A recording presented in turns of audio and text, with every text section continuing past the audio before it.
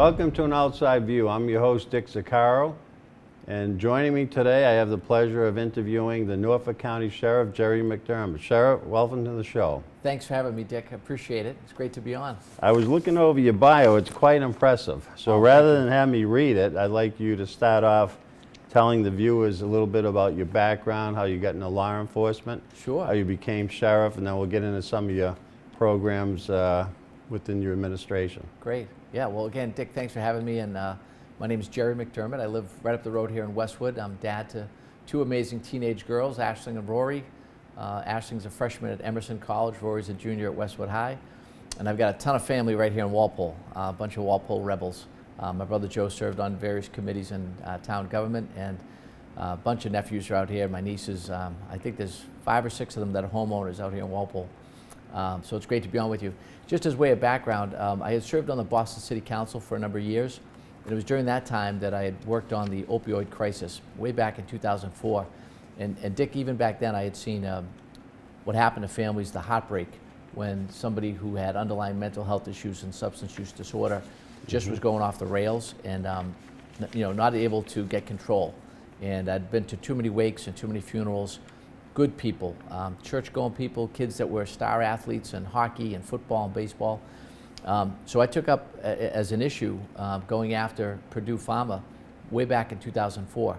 So having some experience with that, informing back then what was called the Alston-Brighton Substance Abuse Task Force, when I met with Governor Baker, and he talked about the vacancy for Norfolk County Sheriff, and that the prior Sheriff, Michael Bellotti, had moved on, I said to the governor, why I would like to be sheriff is because I think the way to make our neighborhoods safe, ultimately, is to lower recidivism. The way to lower recidivism is to get people, 80% of the people in our care and custody that have mental health issues and addiction issues, treat them. Give them the real treatment they need so they don't go back out and reoffend, because why are houses being broken into? Why are cars being broken into? Why are people assaulted at shopping malls, people trying to snatch their purse? Someone's trying to feed their drug addiction. And if we can help those people that are addicted and address their underlying mental health issues, you can solve a lot of the crimes and not have repeat offenders.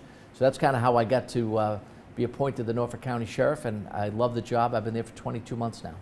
Excellent. Well, I've heard a lot of good things about you. Thanks. Previous to you coming in, I just interviewed Chief Carmichael. He spoke the world of you, and he's a good man. He's yeah, doing great things out here. He's well respected here. We feel safe in town with him as our police chief and his staff. Chief Carmichael has built up, as you know, great relationships with the community and with the parents, and he has his own task force that's dealing with the opioid crisis. Right. He gave you tremendous accolades for your program that you started. Well, thank you.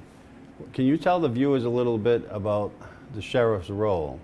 Sure. And what departments come under your jurisdiction? And absolutely. Yeah. So, Dick, we have obviously the jail and the House of Correction up in 200 West Street. That's where the main jail and House of Correction is. We also have something up there we call the pre-release center.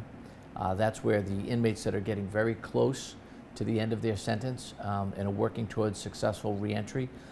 We have those inmate work crews that you may have seen around. Right. And they go out and do landscaping and painting and light carpentry. And in like the first 9 months that I was sheriff, we saved towns like Walpole and Rentham and others close to $400,000 in landscaping and painting. We painted the entire Rentham Police Department, and we've been out here weed whacking and doing some landscape work.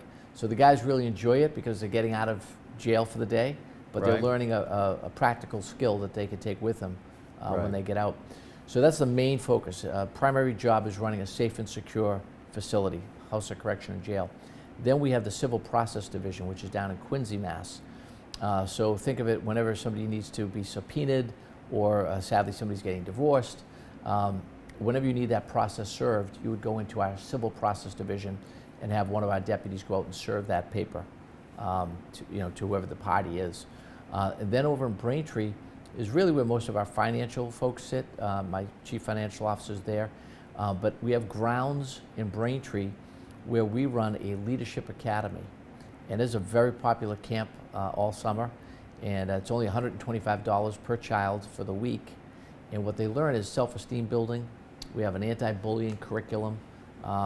They learn about themselves a lot, and the kids sign up because they see the ropes course, and they think it's going to be all fun and games. Right. But while they're there, they're growing and learning, and we're imparting on them the wisdom not to take up underage drinking. Don't ever touch drugs. And we have speakers that talk to them about making good choices in life and what happens if you don't make good choices and where you could end up.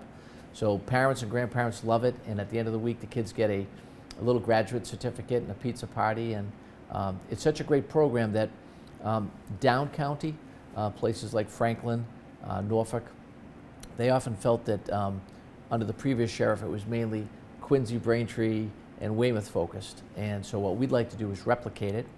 And I made a partnership with Dean College in Franklin so that, you know, if you're Walpole South to the Plainville, Bellingham area, you could go to Dean College next summer. We had to put it on pause because of COVID-19.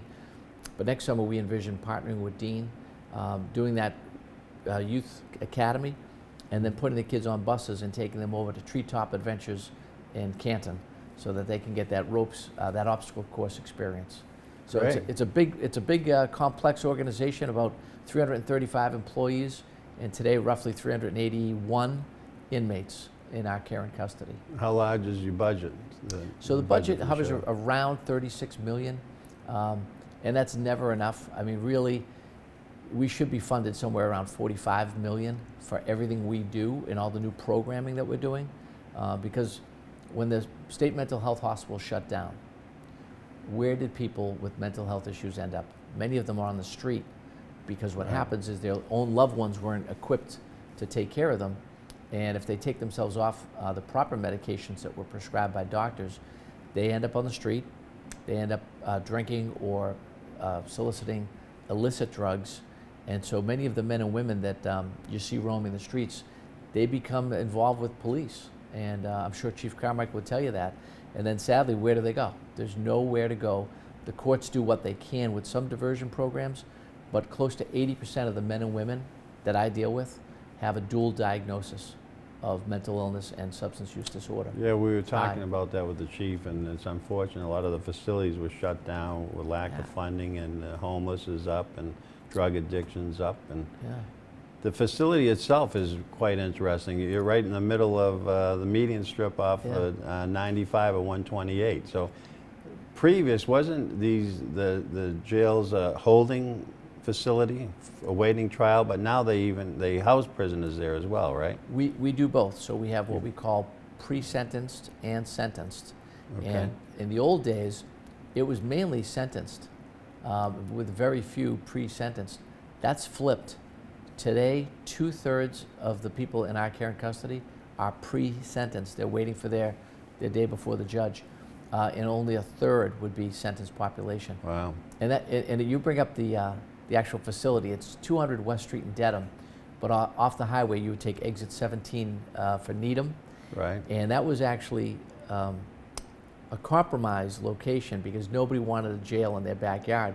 Right. And as you know, they're tough to locate. So it was actually the senior project of some college students, and they looked to see where would be the best place or the least controversial, and that's why we're between 128 North and South, up there on the rock. Right, right. And it works. It really works for us, and we've got good mature growth trees around us, so you don't really notice us there at all, except for when we come out with the vans and we have the inmate work crews, and then people say, oh yeah, that's the sheriff's department. Right. When I was a pension fund consultant, I had the pleasure of being the consultant for Norfolk County Retirement System, which you're part of, I believe. That's right. Well, yes, and we've now transferred to the state. state. You did transfer it, yeah. And back then it was Cliffy Marshall was the sheriff. He was a good guy. Great man. He's a legend. He gave me a tour of the facility, and it was very interesting. It really is, and I often hear Sheriff Cliff Marshall's name. And I've got a high compliment from one of my assistant superintendents, Dave Riley. He said, "You're a lot like Cliffy Marshall," because I stop if I see a piece of trash, I pick it up, and I don't tolerate cigarette butts around. I want a clean facility, because if it's a clean jail, it's a safe jail. If you slip on the little things, that's a symptom of a bigger problem. So I don't allow the inmates to put anything in the windows. They're not allowed to put headgear on. You know, we don't want any kind of symbolism for gangs inside, Right. and we don't let them hoard things and block the windows, because that's a safety issue. Right. So by running a very clean, well-sanitized jail, it's Right. a safe atmosphere. Excellent. I'm also good friends with Sheriff Hodgkins down in Bristol County. Good man. He gave me a tour of his facility. He's Yes. Sheriff Tom's no oftentimes nonsense. He's with the president at He- press conferences a couple of times. He is. I've He is. seen Yeah. it, yeah. No, Sheriff Tom runs a tight ship. Yeah, he's a good man. Yeah. Good And man. what we could do sometimes, if we have a very, very unruly inmate, and nothing else is working, we'll say, "Would you like to be shipped down to Bristol?" Yeah, right. And they say, "No, Sheriff, I'd rather stay here in Norfolk." I said, Yeah, "Okay I then." think, didn't he take the TVs and weights and everything away from that one Yeah, time? he does. He does. Yeah. Yeah. Yeah. We've probably been a little bit lenient during COVID-19. In Right. fairness, the inmates look forward to their visits, right? So Right. inmates want to see their mom or their wife or their girlfriend, what have you. So when the COVID when the virus, just exploded, we said we don't want it in here, so we're going to stop visits altogether. Not just Right. contact visits, but we stopped visits. Right. And then we were zealots about sanitizing and cleaning, and to keep the climate down. I'm sure you know this. The climate can rise if the inmates are upset, and they were pretty upset that they couldn't have visitors.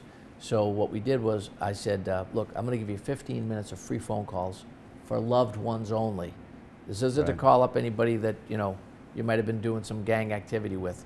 15 minutes to talk to mom, your wife, your girlfriend, your children, what have you. Then Right. we bumped it up to 30 minutes, and I also went around and gave out 3 letters, 3 envelopes, already stamped envelopes, writing materials, and I said, go write an old-fashioned letter. That, write to your mom, write to your dad, maybe write to the person that you need to apologize to, Right. that landed you in here, and it worked. And we negotiate the peace every day up there. Officer safety is my #1 priority. I don't want my officers spit at or assaulted. So during the toughest of times, I'd say to the inmates, if we have a good week and everybody's behaving themselves, on Friday night you might find an ice cream sandwich or a hoodsie Yeah. on your dinner tray, but that's only if everybody's buying into the peace in the valley. Right.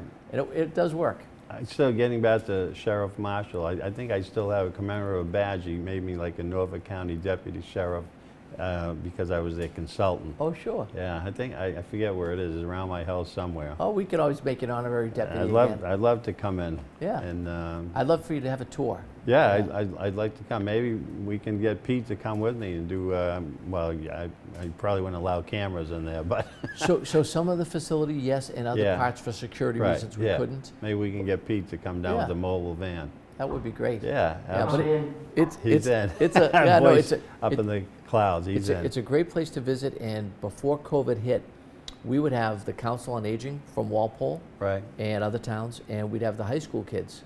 right. And I'll tell you, what a great program. Yeah. Parents and teachers love it, because what it would do for the young people is open their eyes. Right. Because they'd come up, they'd have a tour, and they would meet a baby-faced inmate that looks like somebody who was just sitting in their chair not long ago in high school. Right.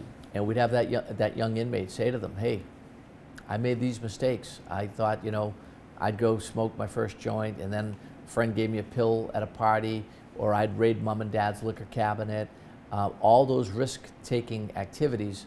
And you could hear a pin drop, because the high schoolers are listening saying, oh, wow, I don't want to go down that road.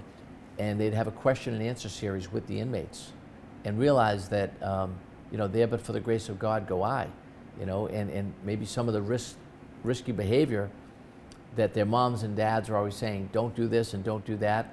And there's an old saying, familiarity breeds contempt, right? So you Absolutely. almost tune out mom and dad. Teenagers can do that, and they don't want to hear mom and dad tell them to be good all the time. But when they sit and they talk to an inmate that's so young and doing time for a drunk driving accident that maybe left somebody paralyzed, or for dealing drugs just so that they could feed their own drug habit. And it's easy to see that, things can spiral out of control, and maybe I should listen to mom and dad, and maybe I should listen to my Right. teacher or my coach, Sure. and I should smarten up. So the #1 proponent of our jail tours are parents. They want their kids to see what it's like to be on the inside. Right. And it keeps them on the straight and narrow. Great education. It's great education. I noticed some of the federal facilities, some of the prisoners there and inmates can communicate through electronics. Do you have an email computer like they can use, access? We have during the emails day, or? and computers. So we have computers in the library, but it's more for resume writing and, Okay. if you're working towards your high school equivalency, or Right. we call it the GED. Mhm. Ours is called the High Set program, and proud to say that 90% of our inmates pass their high school equivalency on the first try. Wow. So we do a good job with our teachers. But we also have college-ready inmates that are college-ready, taking college courses. Mhm. I've gone out and personally visited Quincy College, Massasoit, and Curry, and we do have a robust menu of programs for them. In the future, Dick, what we're going to have is tablets, which are already on order in a partnership that I made with a group called Securus. And the holdup has been China. Trying to get anything from China during COVID-19 has been just terrible. So once we get the tablets in, the inmates will be able to go on and do their schoolwork and have free emails so that they can communicate, but we can monitor what they're doing. We have Right. an internal affairs department. We currently monitor their phone calls. So if you're an attorney and you call up to talk to an inmate who's your client, it'll say this line's being recorded. If you're an attorney, call this separate number. But even with us recording the calls, we still have members of MS-13 and the Latin Kings that are trying to conduct business. Wow. And they'll speak in Spanish and think we won't know what's being said. And we pick it up, and if it's an actionable item, we'll work Sure. with other law enforcement and district attorney's office and make sure that that intelligence is being shared. But with the tablets, the beauty there is they'll be able to take their college courses, their high school equivalency college courses next, and then if they do all their schoolwork, then it'll open up a prompt where they could buy a movie or they could buy other content, if they so choose. But a lot of the men and women that come to us are indigent. So, giving them free phone calls, it's the right thing to do because we want them to have that family reunification. It'll help them not go back and relapse. Right. So when COVID hit, I gave some free phone call times. Local calls are like 16 cents. And what we're going to do now is we're going to do away with the local calls. No charge. There'll be a charge for long distance, and there'll be a charge if you go on the tablet to buy additional content. And that money isn't for profit. That money goes right back in, pays for reverend clergy, rabbis, imams. I have both Protestant and Catholic clergy up there. And it also goes for programming like anger management. I work hand in hand with Dove, Domestic Violence Ended, and this is Domestic Violence Awareness Month. I asked Dove to come up, a couple of representatives from Dove out of Quincy, and I said, take a look at our curriculum and what could we be doing better to change the trajectory, to change the path of these men who are the abusers, because while they're in our care and custody, we have to do something to straighten them out. So when they go back out, they're not reoffending. Right. So that's important work. Now talk a little bit about your interaction with other law enforcement agencies, Sure. whether it's the Walpole Police Department or another community or... Yeah, so Walpole's a pleasure to work with. We love Chief John Carmichael and his team. But we work with local as well as state and federal. And I have a couple of deputy sheriffs that are embedded with joint task force. So for example, one deputy works with mostly federal agencies, ATF, IRS, Treasury, and FBI, Marshals. And they go up on a wire and they're doing a lot of interception of drug activity. But while they're up on that wire, they're gaining intelligence, they're stopping human trafficking too. And we get a portion. That's a big problem. Oh, it's huge. It's bigger than people realize. Right. It's very sad, but the FBI has a great task force on that. Right. So our sheriff's deputies are part of major takedowns, major busts. We call them sweeps. And because of those sweeps, we're holding right now 61 U.S. Marshal detainees. These are some bad actors. We took them off the streets. We got their guns. We got the money. We'll have auctions for their vehicles, their cars, their condominiums. I mean, a lot of that money goes right back into law enforcement so that we can continue to break up these cartels. Right. And what's scary, Dick, is if you do some research on Mexico, it's a narco state. There's so many crime families, and the Mexican mafia now, they're not happy just with all the pills and the counterfeit pills that kids think are Perks or Oxy, and they're fentanyl, and that's how kids are overdosing. But they're now in the crystal meth business, and they're giving it to the Dominicans out of Lawrence, who have the best distribution routes. And now we have a problem in Massachusetts with crystal meth, which really rots your brain, and these guys can become violent. So we're doing everything we can to help with our federal, state, and local law enforcement to break up those cartels, make the interception of the drugs before that poison ever hits our neighborhoods. Right. And that's important work. Unbelievable. What are some of your biggest challenges and most rewarding aspects of the job? Some of the biggest challenges would definitely be with our young people. You know, trying to get it through to our young kids that they should never start with the underage drinking, and don't start dabbling in drugs, because it just leads to a lot of heartache for your family and for you. You know, you don't want to be that kid at 20, 21 who's waking up in our medical unit detoxing and saying, what the heck have I done with my life? What have I done to my family? So that's probably the most challenging, Dick, is getting through to the young people. And so that's why before COVID hit, I was out in all the schools, and I would go out to read books, but I was really there not just to read the book to the children, but to engage them in conversation, to talk about making good choices in life. So that's both the most rewarding but most challenging. And then the other piece is our female offenders. Women involved in the justice system were not being treated fairly or equitably when I got there. They were shipped to MCI Framingham in DOC custody. Not a nice place. Family and even their defense attorneys didn't want to go visit. So I moved quickly. I made a compact with Suffolk County Sheriff Steve Tompkins. We moved our female offenders out of state custody down to a county level where they get a shot at the same rehabilitation programs as the men. And it's a challenge, because many of the women in our care and custody were themselves victims of some terrible abuse. I'm sure. They were forced into prostitution, turned on to drugs, and they've committed some crimes. And we're going to rehabilitate them. But what's particularly sad is the number of women who are moms. And I mentioned earlier that pre-release center up in Dedham. Right. We're working with Joshua Kraft to get a grant, and what we're going to do is soften that pre-release center and get rid of the metal bunk beds, put in real wooden furniture, and make it more of a dormitory feel and less of a prison feel. Because what I want to do with DCF's blessing and their caseworkers' blessing is have mom and child visits and stayovers. And if you can do that and give parenting classes, we can stop that cycle of dysfunction within a family. Right. And we're doing that for the men too with parenting classes, because 97% of the men and women at the county level, 97% will go back to the community they came from. It's an amazing number. So everyone's going to get out. No one does more than 2.5 years at the county level. As you know, it's the county and then state and then the federal penitentiaries. Right. But at the county level, it's lesser crimes.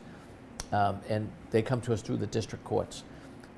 But those folks are getting out, and they're going to go right back to Walpole, to Westwood, to Norwood, and they'll be at our coffee shops, Dick. They'll be at our supermarkets. Absolutely. So I really feel it's incumbent upon me and the people I work with to make sure when they leave our care and custody, they're better people than when they came in. Right. You mentioned the Crafts. Originally, I'm from Brockton. I grew up and raised in Brockton. All right, City of Champions. Yeah, Bob Kraft just gave the city a mobile opiate van. I was reading in the paper today.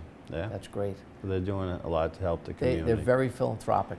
So the election is less than a month away. Yes. Are you concerned with mail-in voting at all? I'm not so concerned with mail-in voting, other than COVID-19 has made it hard to interact with the voters. It's hard to go out and do retail politics, and you can't really say to the Council on Aging or to the senior centers, hey, I'd like to put on a coffee and get an opportunity to speak to the seniors and take questions and answers. So it's really hard to reach out to the voters other than old-fashioned mail, a digital campaign through Facebook, Twitter, LinkedIn, social media. And then robocalls. And I kind of don't like robocalls, especially at dinner time. Right. But they're proven to work, and it's the only Sure. way you can reach out and touch voters. So it's been challenging, but I'm not worried about the integrity of the mail-in vote. I just wish we had more time because, as you know, Right. a lot of the early ballots have hit. People are voting now, and then October 17th through the 30th, you can vote early in-person voting. Right. And then the big vote November 3. Now, one of your opponent, I believe, has the same last name as Oh, your yeah. surname. Are you As luck would concerned have with that? Right. Yeah, so there's two McDermotts, and we're Right. not related. And I joke with my opponent, Pat McDermott. I said to him, we're probably related somewhere back in Galway Right. or that area. Mhm. Yeah, Pat's number 2 on the ballot. I am thankfully number 1 on the ballot. And That always helps. what I say to people is vote to Plus keep the Sheriff incumbent. Jerry at the jail. Right. Number 1 on the ballot, or number 1 for public safety. So that's what we're A doing. good We're- slogan, by the way. Yeah. Great slogan. Yeah, and I am blessed that I had, including Chief Carmichael, all 28 of the Norfolk County police chiefs have endorsed my candidacy. Terrific. And I think that's, I'm humbled by it, but I think it's a testament to the good work we've done Fabulous. in the short 22 months I've been there. Right. And we've got great endorsements from Democrats, unenrolled, independents, Republicans. And honestly, Dick, the role of sheriff is the least partisan role in government. Right. And I know that whether it's Trump or Biden people are voting for, I would hope when they come down the ballot, they can leave partisan politics out of it and say, who's been the professional, who's been the reformer that's shown results and led during a global pandemic. Mm-hmm. And I've got experience running large organizations, large complex organizations like the jail and house of correction. Right. My opponent sadly doesn't. He is currently the register of probate, and that's a small staff of like 12. Right. And I won't disparage him, but his record there gives a lot of people pause to say, if you're not successful managing small things, how on earth should the voters trust you to manage something so large and complex? Right. And so I think voters are pretty smart, and they'll tune in and they'll make the right choice. Excellent. You're on from a November great 3rd. community, Westwood, right up the street. Recently, I joined the Westwood High School swim pool. great It's pool. a great pool. Yeah. No, we're lucky. I was very close to buying a house in Walpole near Bird Park Right. because my brother Joe wanted me to move to Walpole. My brother Jim at the same time said, buy a house in Wellesley. I found one that's almost $700,000 and it's a knockdown. And I said, well, I don't have that kind of money. Right. But I was torn between Walpole and Westwood, and in the end, I found a fixer-upper. The price was right, and I got into that town and put a lot of sweat equity into a home. And I'm a single dad with 2 girls, and it's been very good to us. Wow. Very supportive community. Well, we're winding down, so why don't you look right in that camera, Sure. number 1, and the last couple of minutes you can tell the people out there why they should vote for Sheriff Great. Jerry McDermott for Norfolk County. All right, Dick, thanks for having me. So again, Sheriff Jerry McDermott, and I've been your sheriff of Norfolk County now for the last 22 months after being appointed by Governor Baker. And in the short time that I've been there, with our senior program called Are You OK, which is a daily phone call to seniors, it's a wellness check. We've saved 23 lives of people who've fallen and broken their hips, broken wrists. One woman couldn't get out of a bathtub. Without our daily wellness call, those lives may have been lost. The other thing we did was we quickly moved to get our female offenders out of state custody up at MCI Framingham, and we made sure there was equitable treatment for female offenders. We moved them over to a county facility. I also launched a successful program called the Medication-Assisted Treatment, first of its kind, one of only 7 sheriffs out of 14 in the whole state. And medication-assisted treatment deals with our family members who become incarcerated because of their underlying mental health issues and substance use disorder. So we're really changing lives, turning people's lives around so that they don't relapse, and we drive down the recidivism rate. The other thing that we've done is run this great leadership academy down in Braintree for our young people so that they learn about self-esteem building and anti-bullying curriculum. All of these great programs, all the great progress we made, the reforms that we've made are really exciting. We are changing people's lives, and what we're doing with these folks who are in our care and custody is making sure that if we could fix that broken person, that individual that comes into our care and custody, and make him or her a better individual, a better skilled, somebody who's done the time for their crime, sure, but also has learned a skill set and has become a better individual, so that when they leave us and come back to your community and mine, they are a better person, and that they don't reoffend. And lastly, I would just say, when it comes to the role of sheriff, and you're concerned about all of the facets of the job, but number one being public safety, I've been endorsed by your police chief, Carmichael, as well as the other 27 police chiefs. And in Norfolk County, you don't get the endorsement of the police chiefs unless it's unanimous. But the most important endorsement would be yours. So I'm respectfully asking for your vote and that of your family when you vote, either by early ballot, by early in-person voting, or on November 3rd. I humbly ask for your vote. I'm Sheriff Jerry McDermott, number 1 on the ballot. Thank you very much. Thank you, Sheriff. And why don't you tell the people, if they want to get involved with your campaign, there's about 3.5 weeks left, how can they get involved with you? Oh, that's important. Thanks very much, Dick. So the best way to reach out to us is www.sheriffjerrymcdermott.com. Again, www.sheriffjerrymcdermott.com. You can find out more information about me and some of the programs that we've done. And if you'd like to get involved, it's not too late to volunteer. Or if you're somebody who hasn't got their absentee ballot yet, or maybe there's a new family member who's just turned 18 and wants to register to vote before the October 24th deadline, you name it, we're there to help, and hope you'll get out and do your civic duty. Again, Sheriff Jerry McDermott, number 1 on the ballot. Thanks very much. And Dick, thanks for having me. Thank you, Sheriff. We wish you the best of luck. And I have a nice spot on my lawn right on Common Street for your sign. Oh, wow. It'll Thank be you. right next to Trump Pence sign, Well, thank you. 2020. I appreciate and also appreciation of our police officers. Yes, absolutely. Back the blue. Thanks, Sheriff, and Thank you. Good luck. Thank you, Dick. Appreciate it. Thanks for coming on the show. My honor. Thanks. Thank you.